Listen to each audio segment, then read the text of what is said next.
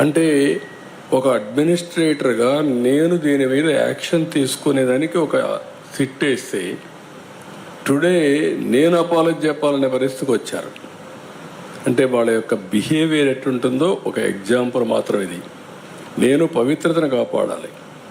నేను వెంకటేశ్వర స్వామి నాకు కులదైవం, నేను ఆరాధించే దేవుడు, నేను నమ్మే దేవుడు. No second thoughts. నేను ఎక్కడ అపచారం మీరు ఇన్నేళ్ళు చూశారు.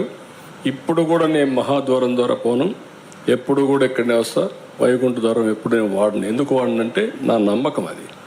ముఖ్యమంత్రిగా ఉన్నా, ప్రతిపక్షంలో ఉన్నా, నాకు ఎలిజిబిలిటీ ఉన్నా, నేను సామాన్య భక్తుడిగానే అక్కడికి వెళ్తాను. సామాన్య భక్తుడిగానే ఆయనకు సేవలు అందిస్తున్నా. నేను అలాంటి కార్యక్రమాల్లో నేనుంటే వీళ్ళకు నమ్మకం లేకపోతే వదిలేయచ్చు.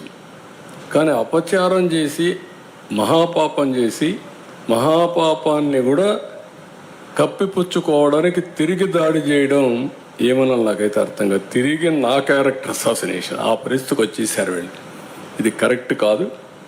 ఏదైనా సరే నేను ఎందుకంటే వెంకటేశ్వర స్వామిని వీళ్ళు బజార్కి ఏడవాలనుకున్నారు, నాకు ఏడవాలని లేదు. ఆయన పవిత్రత నేను నమ్మేది కలియుగ దేవుడు వెంకటేశ్వర స్వామి. వెంకటేశ్వర స్వామికి పవర్స్ ఉన్నాయి.